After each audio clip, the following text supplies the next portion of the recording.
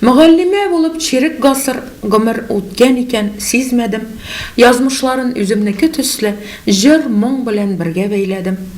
Моң дәрьясы яңа тамчыларын кочагына алсын тансыклап, тамашачы минем шәкертләрне каршы алсын иде алкышлап.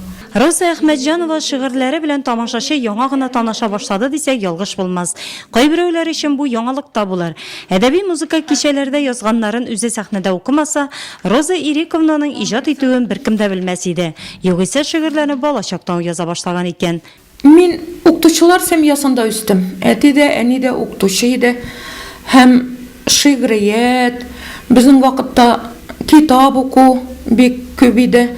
Аннан соң мәктәптә дә әйбәт укылды инде. Бик матур сочинениялар яза идек. Мәктәп вакытында ук шигырьләр яза идек.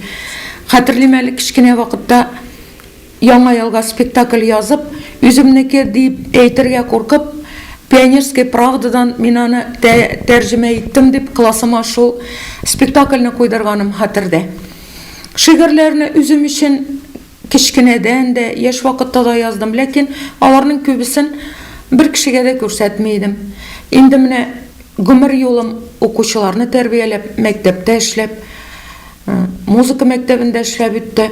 Бик күп концертлар куябыз, кичәләр оештырабыз.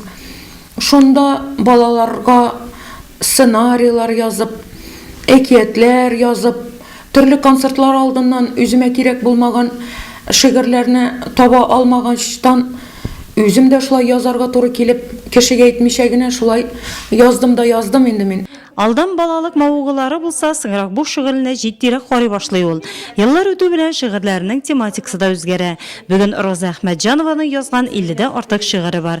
Аларда яшәү мәгънәсе турында фәлсәфи уйланулар, табигатькә мәдхия, балача хатирәләре, күңел кичерешләре.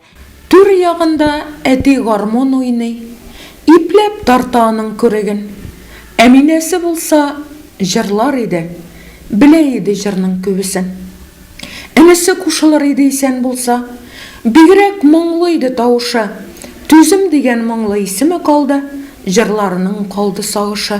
Әтинең тыныч кына шулай уйнап утырганын күрдем дә, тиз генә кердем дә язып куйдым. Нигәдер әллә алар күңелдә язып йөргәнгәме, бер уйлаганда шулай тиз генә язып куймасаң, анар онтылып та китә. Роза ханым Габдулла Тукай, Разил Вәлиев, Роберт Миңнуллин кебек шагыйрьләрнең шигырьләрен яратып укый. Рус поэзиясендә үз итә. Җыр сәнгате белән шигърият бергә үрелеп бара җырчы педагогның. Укучылары да остазларының шигырьләрен яратып укый икән. Аның балалар турында шигырьләре бар. Мен аның шигырьләре бик ошый. Мин үземне шагыйрә дип танымыйм. Бу үземнең күңелем өчен серләреңне кемгәдер сөйли алмаганда, бик шундый дулкынланганда үзеннән үзе килеп чыга. Үзем өчен, үземнең фикерләремне туплар өчен, ниндидер уйларга килү өчен күбесенчә шулай языла.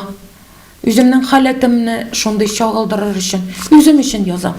Күңелдә язылмаган шигырьләрем шактый әле ди Роза ханым.